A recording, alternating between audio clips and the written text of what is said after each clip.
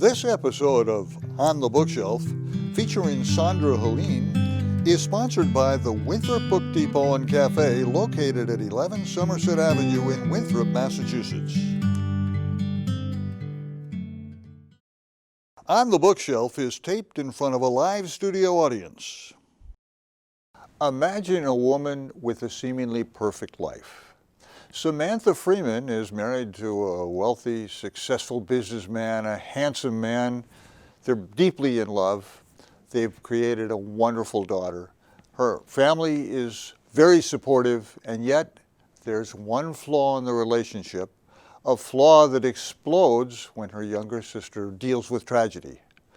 That's the basis for the 2019 book Appearances by Sondra Helen. For a taste of appearances, here's the author, Ms. Helen. 6 weeks after her diagnosis, my sister turns 44. It feels as if the hourglass of her life has widened at the middle, her sand falling faster than the rest of ours. The day before Elizabeth's birthday, she, Jake, and I arrive at the hospital as unwitting members of a family portrait, each wearing midnight denim, lightweight leather jackets, and sunglasses. It has become natural to want to restrict our senses, to limit the onslaught of uncertainty. We three in the front lines have become even closer, in a way that I never would have expected, veterans of chemo's burn. Elizabeth has completed a month of the combined chemotherapy and radiation regimen, and now it's time to hear the results of her newest scans. We'll learn if any of this has been working, if Elizabeth's hair loss, nausea, and fatigue from the chemo have been worth it. Dr. Vargas enters the exam room on soft-soled shoes, holding the folder with Elizabeth's scans, and the three of us straighten our slouches. I don't breathe until he nods his head and smiles. No disease progression, Dr. Vargas reports. Even slight shrinkage of the number of cancer cells. Absence of progression is a victory here. At the moment, Elizabeth, your life is not in jeopardy.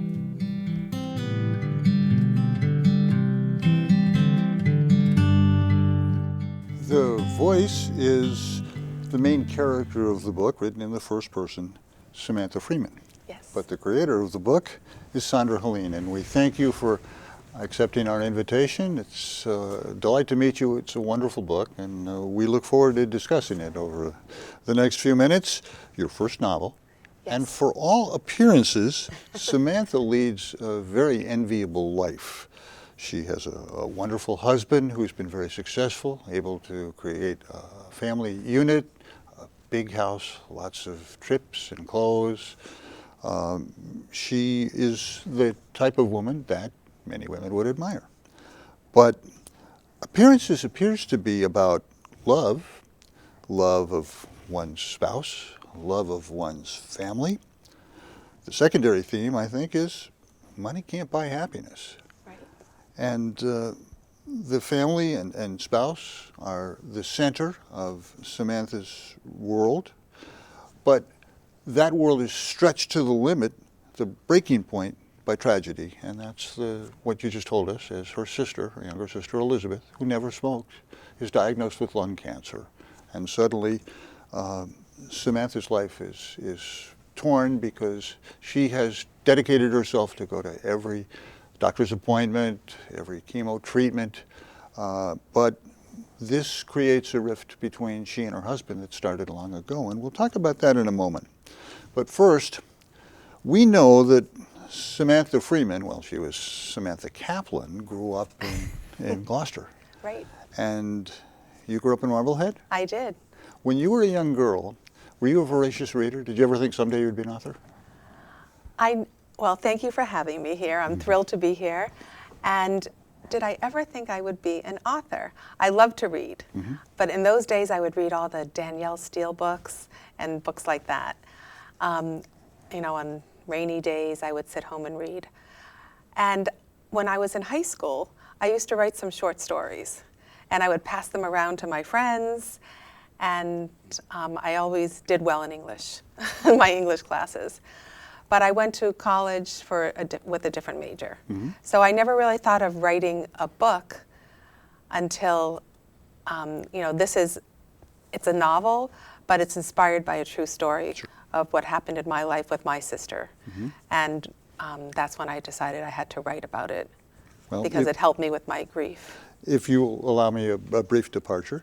So you go to college, Ithaca College, and although you were not an English major like I was, Ithaca College has a great reputation for writers. In fact, the incomparable Rod Serling was on the faculty there for 15 years, just before his death. That's right. And people remember him as the creator of The Twilight Zone, but he wrote some of the seminal dramas of television in the early days. And then you go on to Columbia, and at that point, you knew you were going to be a speech pathologist, right? Yes.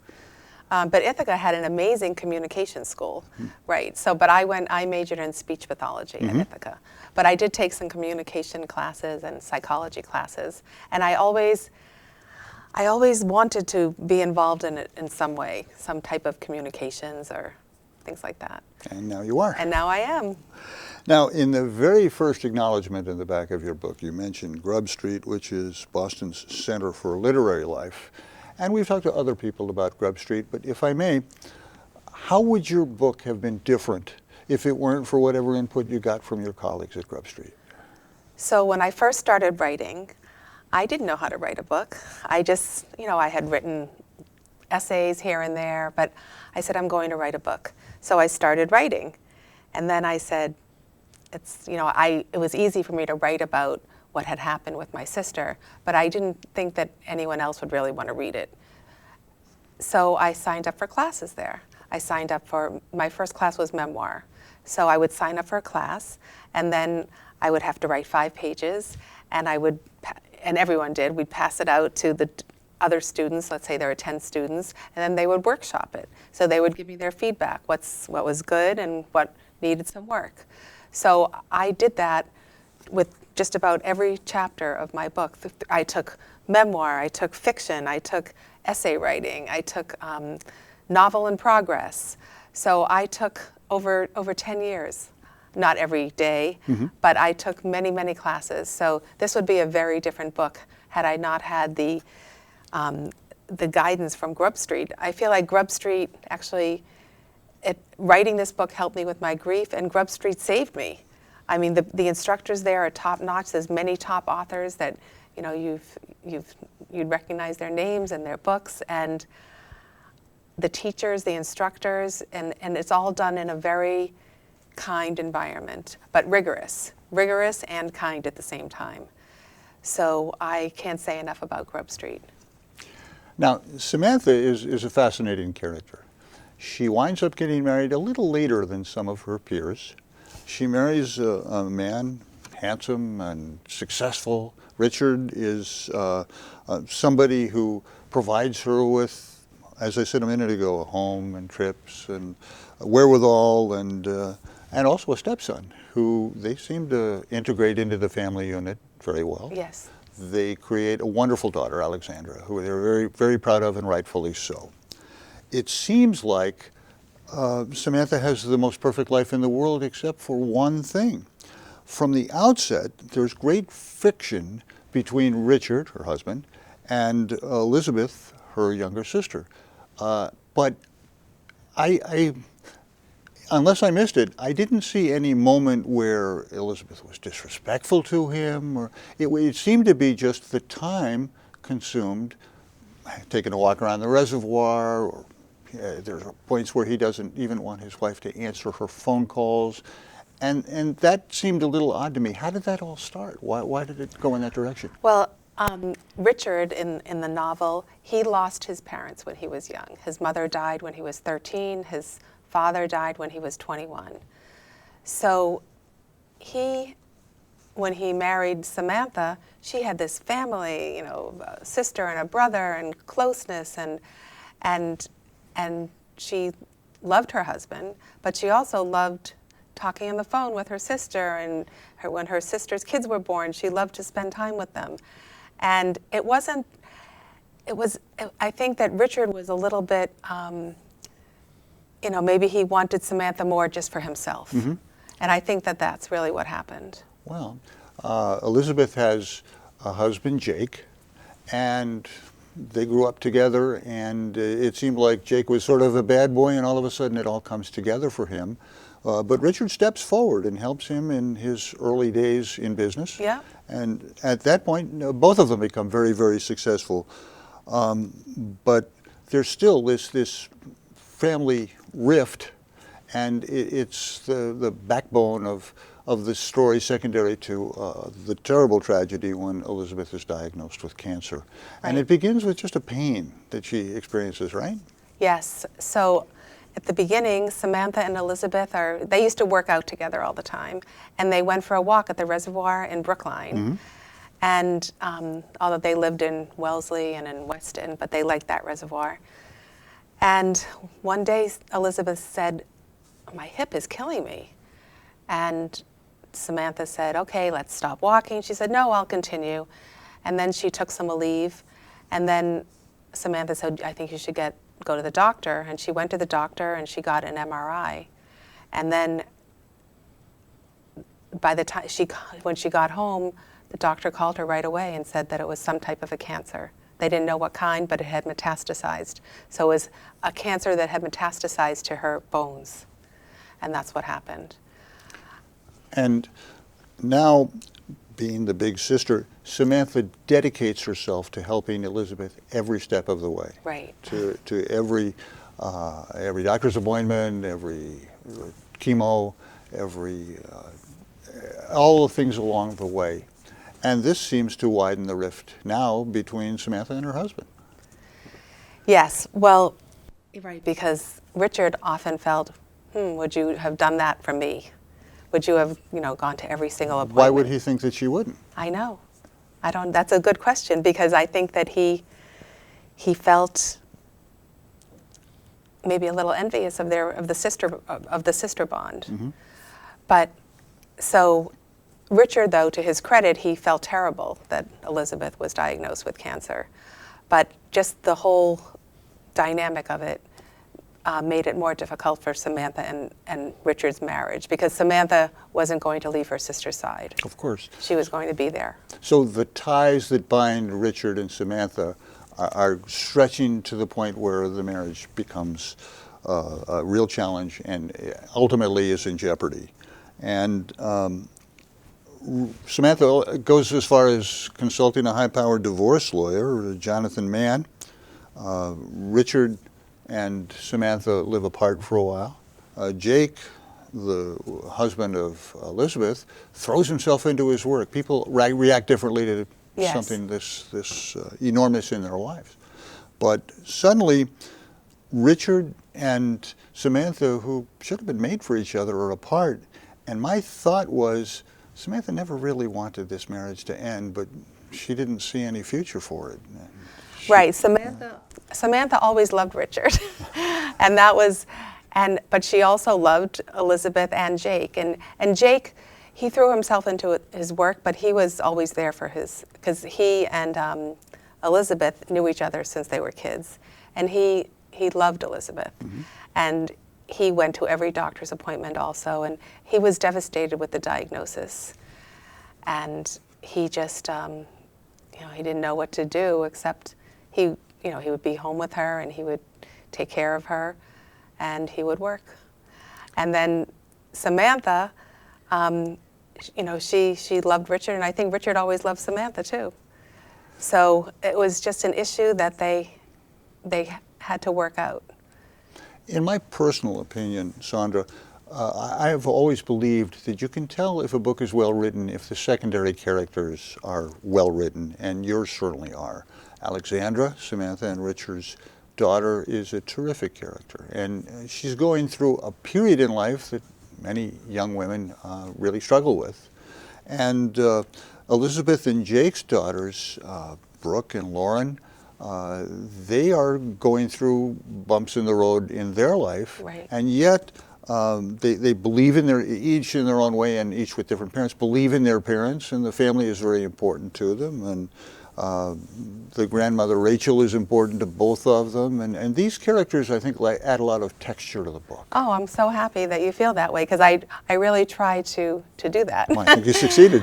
I feel like, you know, the three children, they were adored by their parents. And as the adults,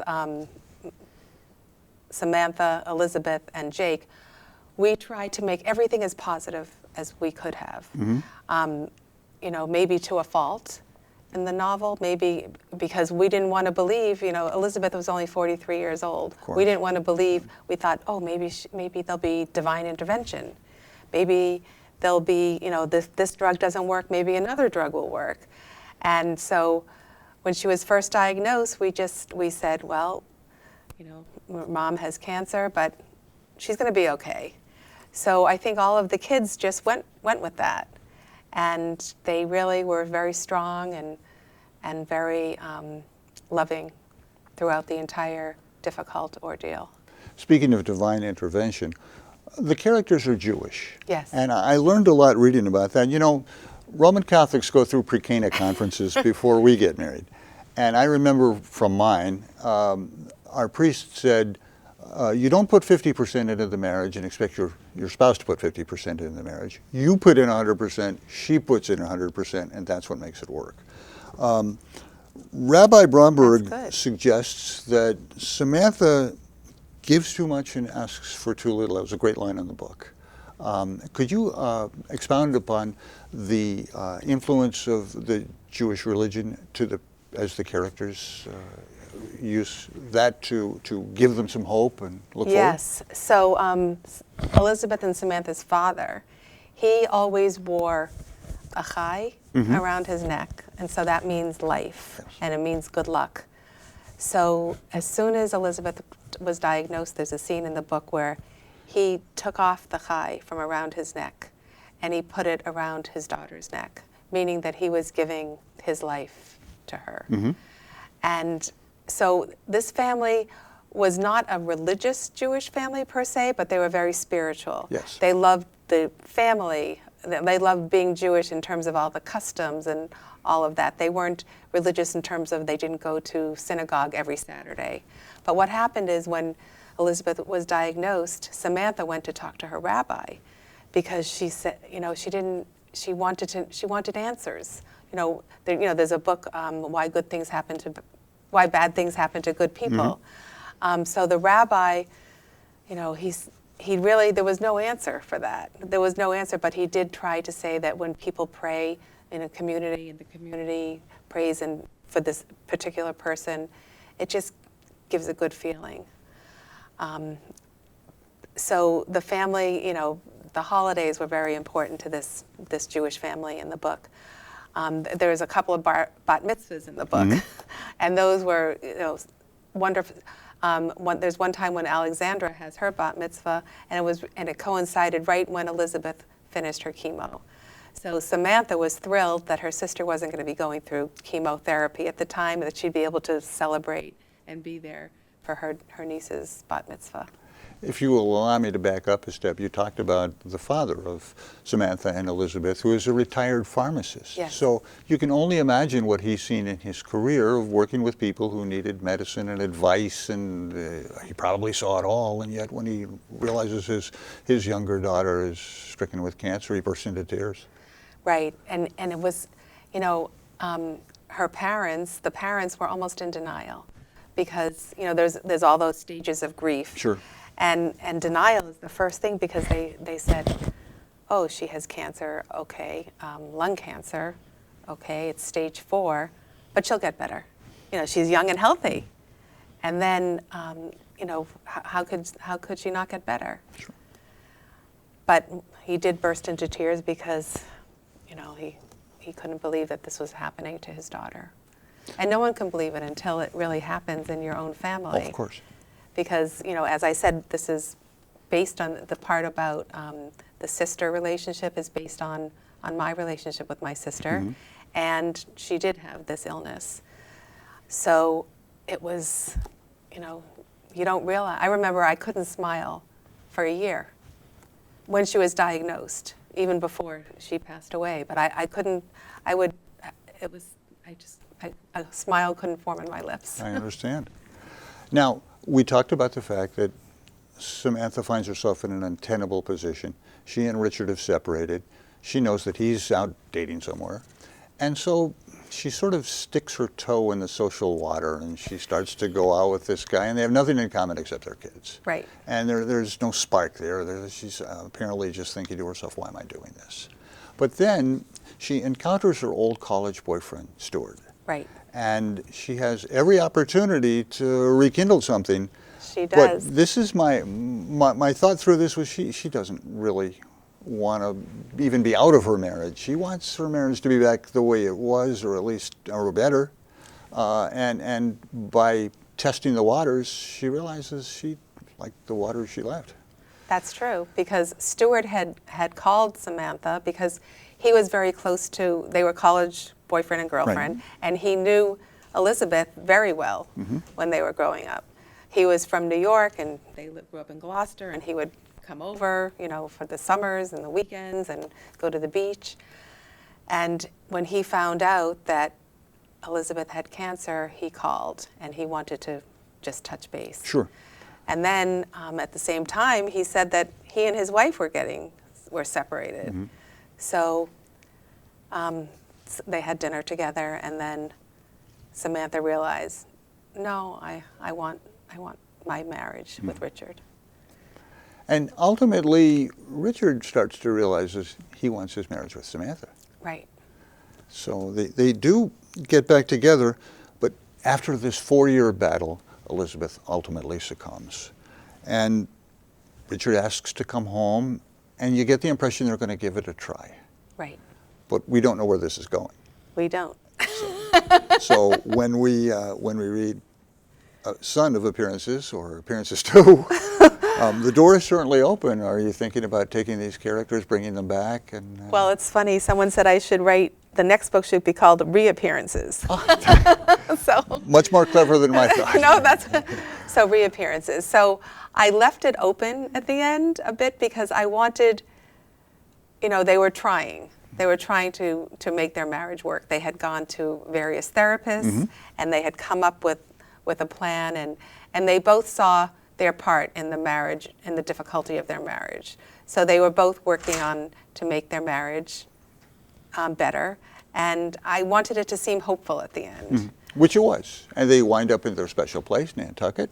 Yes. And things are starting to fall into place. And I think, just as the reader looking from the outside in, Richard realizes Samantha is who he wants, and Samantha realizes that Richard is who she wants, right?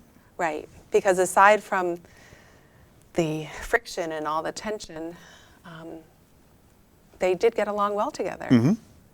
And you reach a certain point in any marriage where you realize that you've meshed, and that's what got you together in the first place. Right. And there's the thought that, well, let's make this work because I'll never find anything better than this. That was my takeaway from good. Richard and Were you happy Samantha. that Richard and Samantha seemed to get back together? I'm not sure they're going to stay back together. I'm anxious for the sequel because there are certainly opportunities for you to take these characters anywhere you want. Right, because at one point, Jake, after Elizabeth died, he said to Samantha, he said, you know, maybe you and I should get together because I love your daughter, you love my children. But I think it was just that they had known each other so well. Yeah, I didn't buy into that. You didn't buy into it? Yeah, you didn't ask me about it. Well, it was coming, but Jake, as we talked about a moment ago, throws himself into his work. He's got his daughters. Now he realizes Elizabeth is gone. And there is the thought, and I didn't know this till I read the book, that I guess in some Jewish households, widows marry widowers or divorced people. He had said to Samantha, he said, my grandfather married his wife's sister when she died. And so that's what, and it is in the Bible, in the Bible somewhere. So I said, okay, but this is the modern day. Oh, sure, yes, yes. So and that's not how a marriage is built. It's not built with comfort. You develop comfort, but there's no real passion there. Right. They've known each other for a long time. They were like understand brother that. and sister. Exactly. Yeah, and I think he realized the same thing. It was just a thought, fleeting thought, because he was so devastated Oh, over sure. Elizabeth, and he wanted his life to stay the same. But it wouldn't be the same. It wouldn't be the same. So, but I thought that was very interesting. Now, in 2006, you lost your sister Margie. Yes. And this, of course, is the impetus for your writing the book. Was writing the book purgative for you? Yes. Writing the book, I would take all those writing classes, and I actually got to be with my sister while she wasn't here anymore because I was wonderful. writing about her. There's many, there's another book that's not even in this book, so many pages that I wrote about our childhood. I wrote about, growing up in Marblehead, and I wrote about college years and all of that. So I got to be with her even though she wasn't here. So I looked forward to writing about her, and that really helped me grieve. Interesting. Do you get different feedback now that this book has been out since last April? Different feedback from male readers than you do from female readers? It's interesting that you asked that. I feel like most of the people who I know and who've come to book clubs they're mostly female. But on Amazon and on Goodreads, I've had a lot of great comments from male readers too. I don't know, different in which way, would you say? Well, the things that Samantha finds important, her lifestyle, her position in the community. Males would be more likely to consider their position in business or their professional endeavors. Right. So I don't think Richard represented all the rest of us males very well. No? No, I mean, the world is full of all kinds of people, but because going back to the beginning of our conversation, I really didn't understand Richard's feelings toward a sister-in-law he knew he was going to have once he got married to Samantha. Right. Yes, I think it was a difficult thing to understand. I think it was, his early losses, and maybe, it could have been anyone. It didn't have to be Elizabeth. It Sure. could have been anyone. Interesting. And I think because of early losses, oftentimes, I've read a lot about this, that when people don't often talk about their early losses or write about their losses, it's somewhere still inside of them. And I think that happened with Richard. So you're a published author now. Yes. What are you working on? So, well, I'm going to start taking some more classes, and we'll see. I may write reappearances because I do have a lot of characters here, and things have certainly happened since this book ended. When you consider what you're going to do next, do you have an idea in your head where it's going to go? Sometimes authors tell us the characters lead them along. Right, the characters lead them along. One of my ideas was to do reappearances, and then my other idea was to write a totally different novel. So I'm thinking about that. This year I did a lot of traveling for my book tour, and and as an author now you have to work on marketing yourself and book promotion, and so that really was a full-time job in itself. I can imagine. So now it's time for me to get back to my computer. Good. And write. Well, we'll save this chair for you for your next visit. Oh, thank you. When you produce your next book. Thank you. We thank you so much for visiting with us. We're delighted to have a studio audience tonight, and we thank you Yes. people for coming. We hope Thank you enjoyed you. the conversation. We thank you. We thank you for writing a good book. Appearances, which was published in 2019, is a book that will, if nothing else, make you think. And I think different people will perceive it different ways, and I think for an author that's a good thing. Yes. Thank you so much. I really enjoyed being here and chatting with you. It was certainly our pleasure. Thank you for taking the time to really read my book in detail, and your questions were amazing. Well, thank you. Sondra Helen, our guest, the author of Appearances. We thank our audience, and we thank you who tuned in. I'm Pete Solomon. Thanks for joining us. We'll see you next time on The Bookshelf.